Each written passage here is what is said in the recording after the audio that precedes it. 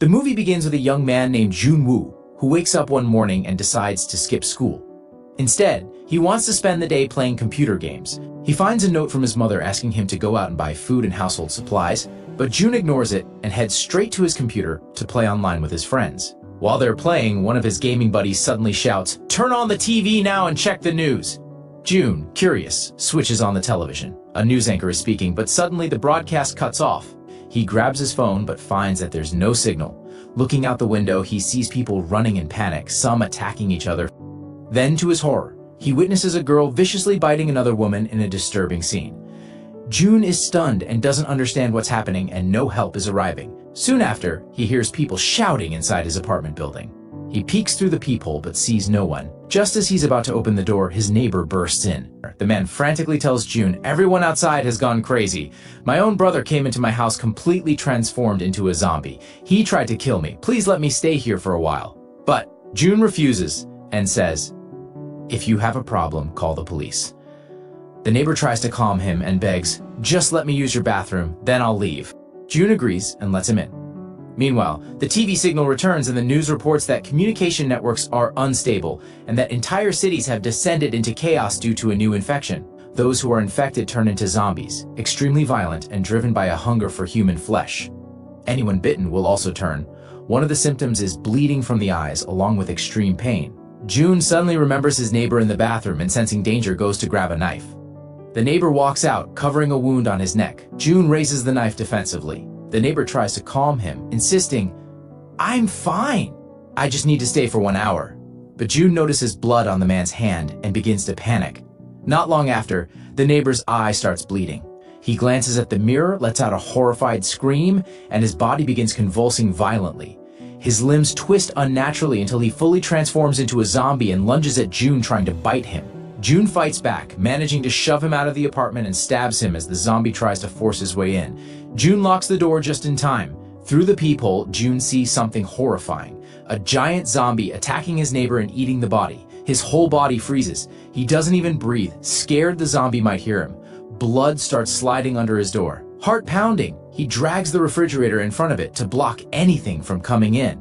He rushes to the sink, splashes his face, praying this is all just a bad dream. But it's real. He tries calling his sister, but the signal is too weak. Then a message finally arrives from her, telling him to don't worry about them and be safe, as the city is full of zombies. Jun looks at a family photo and silently prays they're safe. He checks his kitchen and realizes there's barely any food left. Regret stings. I should have listened to Mom and gone shopping. Exhausted, he falls asleep on the couch. The next morning, the news says the outbreak is spreading fast. More people are turning into zombies. A reporter asks a doctor what to do, and she warns, "Zombies are extremely violent and unpredictable. Stay inside, lock your home, store enough food for 2 months. Don't go out until further notice." Online, people are posting their names and addresses, begging the army for rescue. Inspired, Jun writes his details on paper, takes a photo, and uploads it, hoping someone will come. He watches a video of someone going out to their balcony to get a phone signal. They succeed, but lose their balance and fall to their death. This sparks an idea. Jun straps his phone to his drone and uses VR goggles to fly it high over the city. He sees wrecked buildings, swarms of zombies, and finally, a single bar of signal. He tries calling his sister, but right before it connects, the drone's battery dies and crashes, taking his phone with it. Defeated, Jun slumps at his desk and tries to play games to pass time, but the internet is still down. That night, strange noises echo from the street. When he peeks out the window, a gunshot whizzes past him. Down below, a female police officer is desperately shooting at zombies, but she's running out of bullets. She loads her last magazine, it's still not enough. As the zombies close in, she tries to shoot herself but fails. The gun drops, and she's dragged away screaming. Jun sees the fallen gun and knows he needs it. Suddenly, loud bangs shake his door. He grabs a baseball bat, but the pounding is so strong the fridge topples over. A zombie bursts in. Knowing he can't win in a fight, Jun sprints to the balcony and pretends to jump, but actually hangs off the edge. The zombie leaps after him and falls to its death. Shaken but alive, Jun looks down and spots a huge horde of zombies, and among them, the same police officer, now turned. He quickly nails the door shut with wooden planks, but when he checks the fridge, all the food spilled out during the attack. His last supplies are gone. Jun picks up his tablet and records, "This is my second day locked inside. I don't know what to do." It's a miracle I'm still alive.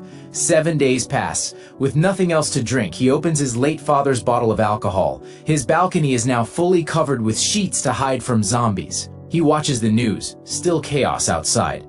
Making instant noodles, he knocks over his last bottle of clean water.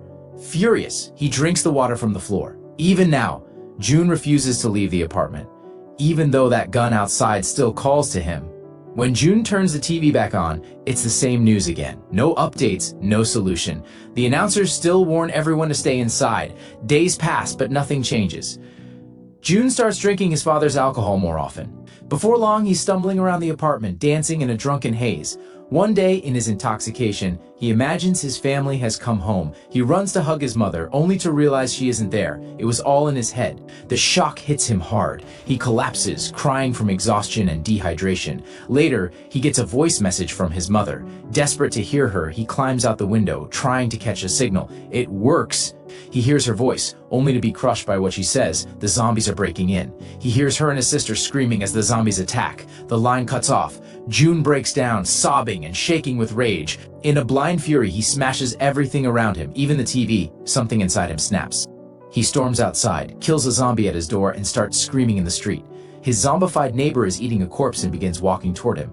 June yells at him to back off, but the noise attracts more zombies. He runs for the elevator, but another zombie is already inside. He bolts and hides, holding his breath. When he finally sneaks back to his apartment, a blind zombie follows him. June stands frozen, completely still, until it passes. But when he locks the door, the sound alerts it. Soon, zombies are pounding on the door. June grips the handle with all his strength until eventually they leave. 20 days pass. The alcohol is gone. Outside, electrical substations explode and the building loses power. June's last bit of hope fades. He picks up his camera to record a final message, but no words come out. Broken, he decides to end it all. He ties a rope and begins to hang himself. His vision starts to fade when suddenly a red laser shines on him from across the street. It points to a board with one word: no. Jun snaps out of it and unties himself. The signal came from a woman in the opposite building. Kim. She keeps flashing messages, telling him not to speak out loud so zombies won't hear. They agree to communicate with hand gestures. She calls him an idiot for wanting to kill himself and says they'll meet at their windows every morning at 7 a.m. For the first time in weeks, June smiles. He's found another survivor. Hope sparks again. We see Kim in her own apartment, trapped by the door, weapons ready, and enough food to survive. The next morning, June wakes up late. He rushes to the window, no sign of Kim. But then she appears, scanning the area carefully before leaning close. "You're late!" she scolds. He apologizes and they finally exchange names. Suddenly, Kim spots a zombie inside her apartment. She tells June, same time tomorrow, 7, then goes inside. One of her traps has caught the zombie. It hangs there helplessly. Calm as ever, she grabs a hammer and finishes it off. That night, rain starts pouring. Both of them scramble to collect water in every cup and bowl they can find. The next morning, June shows up at the window looking starved. Kim notices and decides to send food. She tries to throw a rope with a ball tied to it, but it doesn't reach. Then June remembers. He has another drone. He ties a rope to it, flies it to Kim's window, and she secures it. Using the rope, Kim sends a bag of food across. June is thrilled until he sees a zombie tugging on the rope from below. The table anchoring the rope starts sliding, dragging Kim toward the window. She's knocked out, and the zombie begins climbing. June throws bottles, but they don't reach. Thinking fast, he sends the drone to distract it.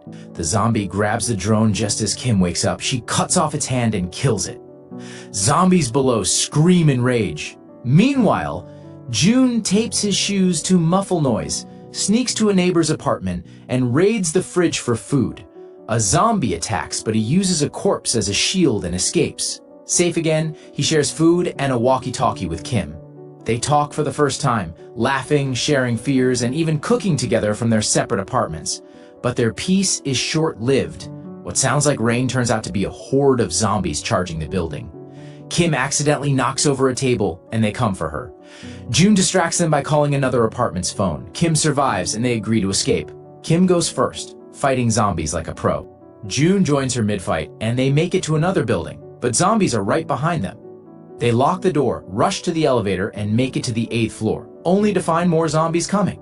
A stranger suddenly pulls Kim into an apartment. He throws a smoke grenade and introduces himself as Shang.